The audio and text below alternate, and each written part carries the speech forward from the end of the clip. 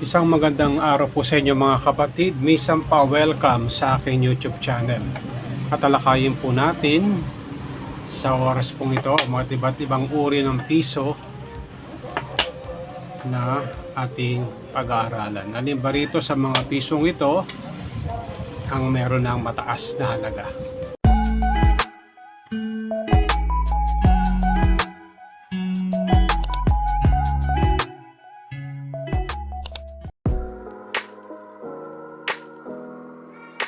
Minsan pa welcome po mga kapatid, na parito po tayo ngayon para talakayin yung mga piso ito po kay Dr. Jose Rizal, no? So bago po ako mag-start, binabati ko po kayo sa mga kapatid po natin na patuloy na sumusubaybay sa aking YouTube channel, sa mga coin collector po natin, sa mga OFWs, sa mga senior citizens at sa mga subscriber po natin. Pasalamat po ako sa patuloy na pagsubaybay nyo sa aking YouTube channel. Patalastas po, no, mayroon po akong share na baso na aking nabili. Yan, ito po ay Milo mug from Nestle. Yan, magandang collectionin na aking collect yung mga mug. At meron pa po akong isang na hunt. Ito po yung Energen Champion. Yan. Pala nyo, pagdating ng panahon, ito po ay magkaroon po ng mataas na value. May mga kolektor po na nangongolekta ng mga ganitong mga baso. Ayan, may mga pangalan. Milo, Nestle. So yan po, no, ang aking nakolekta ng mga mug. So dumako na po tayo sa mga coins na atin tatalakayin. So, ayan. Mag-umpisa po tayo sa Filipino series. Ito po kay Dr. Jose Rizal. Marami nagsasabi na daw po ay mayroong mataas na halaga. Ito po ay 1974. So ito pong ganitong piso ay Filipino series. Mula 1967 to 1974. Ayan. Itong mga ganitong mga piso. Pero dito po sa pisong ito, dalawa lang yung aking na-hunt na, no? 1972 at saka 1974, no?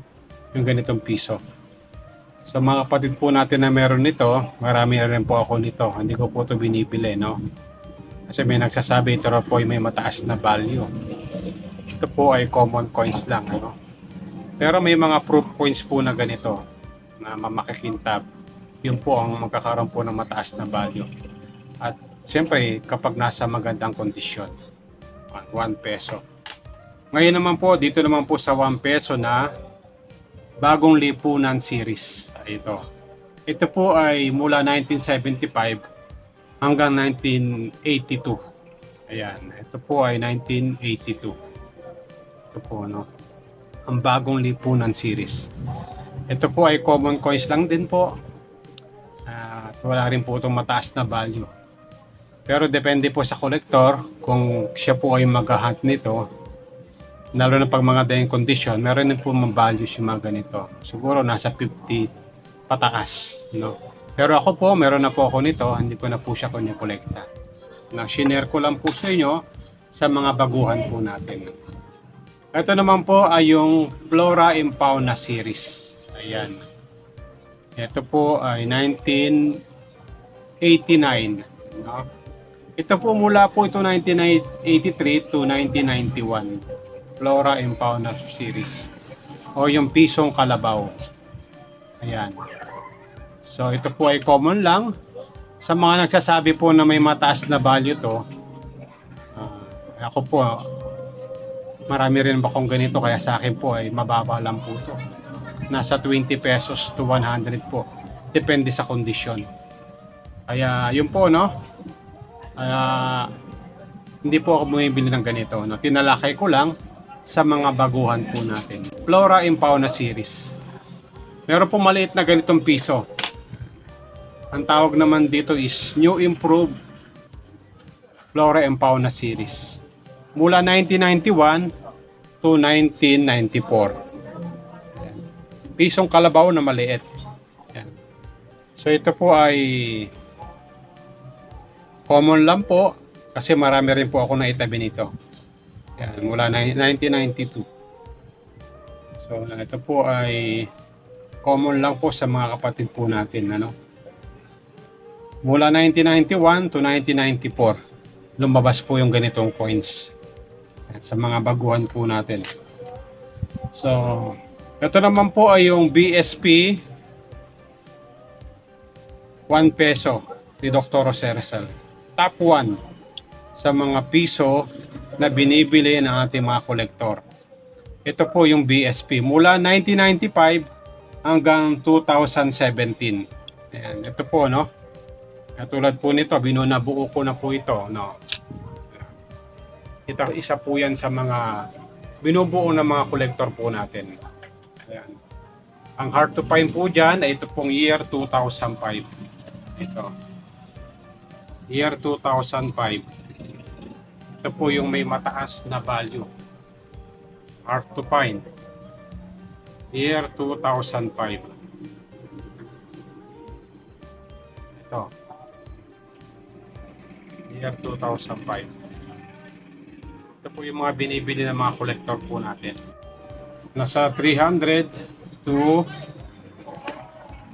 700 itong piso na ganito.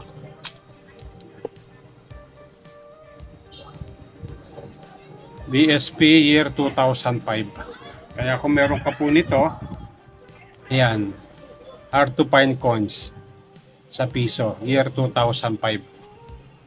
Sa mga baguhan po natin, ito po. Kung meron po kayo nito year 2005, malamang na ito po ay mabibili sa inyo sa 300 to 700, top 1 na piso. Ito po sa BSP, no? Sa mga piso po na tinalakay ko, ito po yung i-hunt po natin. Kasi may mga kapatid po natin na nagbubuo ng ganito.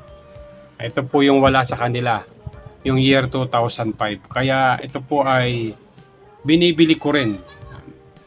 Ayan, kapag meron po kayo ng ganito, malapit po kayo sa Pampanga, meet up po tayo. Bibiling ko po sa inyo yung ganitong coins. Ayan, year 2005. At saka yung mga error coins po na ganito, yung double print. Ayan. Mga error coins, no? Sa mga piso. So ito pong mga coins na ganito na piso ay common na lang. Depende po sa collector kung may bibili sa inyo ng ganitong coins. Ayan. So ito po ang hand po natin, ano? Piso year 2005. Magkakaroon po to ng mataas na value. Tatlo na po yung na hand ko na ganito, no? Sa dami-daming coins na aking hinahanap. Ayan. Tiyaga-tiyaga lang. Kaya bibihira na lang po makakita ng ganitong piso. Year 2005. So maraming salamat po sa inyong pagsubaybay sa aking YouTube channel. Kung meron po na tayo natutunan, please like and subscribe sa aking YouTube channel. Ang dalangin ko, ingatan, gabayan po tayo ng ating Panginoon.